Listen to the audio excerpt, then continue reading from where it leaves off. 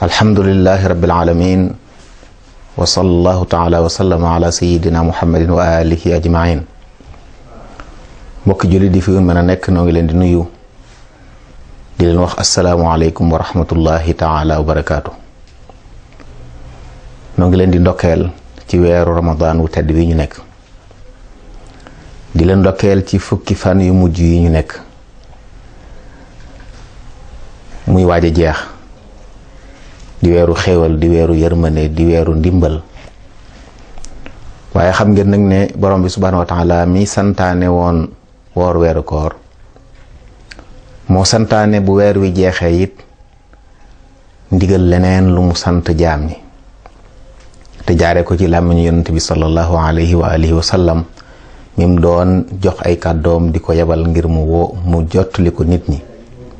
loolu mooy li ñuy tuddee zakatul fitri wala sadaqatul fitri wala ñu koy tuddee zakatul abdaan, te muy muurum koor wala boog muddum koor.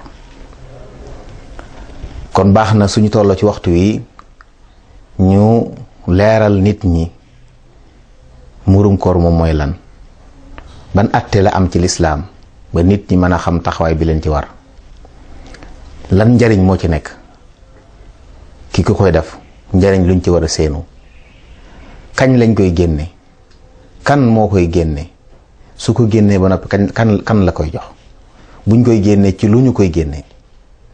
yooyu yëpp yu mat a leeral la.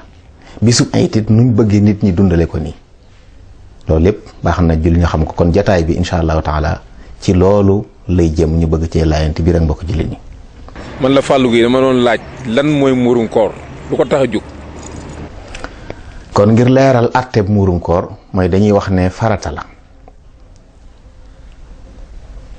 tajibu bis sunnati, loolu la téere yi di wax.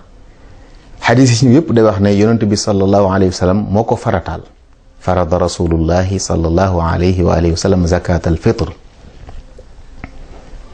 kon moom yonent bi moo ko def farata, nga xam ne kon te farata ni ngeen ko xamee mooy loo xam ne bu la waree te defoo ko te amoo ngànt ci ñàkk def ga da nga ci am bakkar. kon nañu xam ne muurum koor lu ñu farataal la ci bépp jullit boo xam ne sarta yi tax mu war la daje na ci yow. kon loolu mooy atte bu njëkk bi, kon farata la na ko ñëpp xamee noonu, te yonent bi sallallahu alayhi wasallam moo wax leer loolu.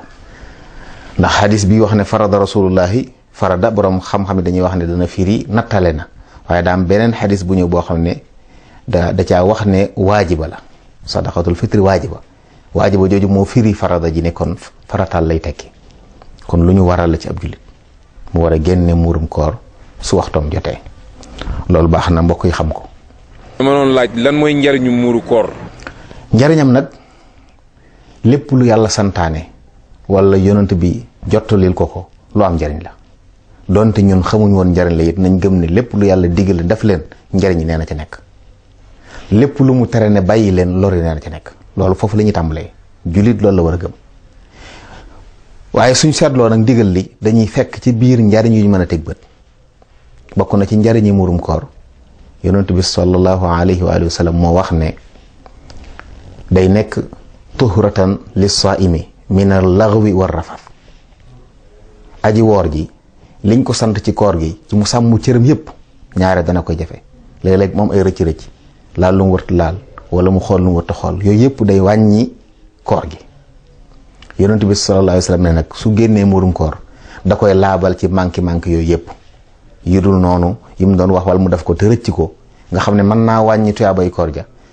boo génnee muurum koor da koy réparé, kon day jàng say jëf nga xam ne kon bu fekkee ne woor nga ba koor gi jeex nga génnee muurum koor bay boo nga rafet njort ci ne koor gu mat sëkk gu manqué wu dara moom lañ la dencal. kon loolu benn njëriñ la.